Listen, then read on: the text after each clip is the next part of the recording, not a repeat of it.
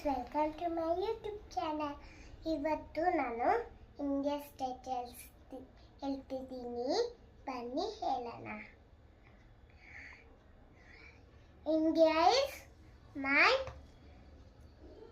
country. Karnataka is my state.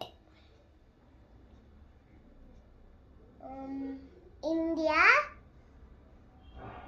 Karnataka, Goa, Kerala, Tamil Nadu, Andhra Pradesh, Telangana, Rudraksh, Madhya Pradesh, Rajasthan, Uttar Pradesh, Chhattisgarh, Orissa, Jharkhand, West Bengal, Bihar, Arunachal Pradesh, Assam, Meghalaya, Nagaland, Manipur, Mizoram, Tripura, Sikkim, Haryana, Delhi, Punjab, Uttarakhand,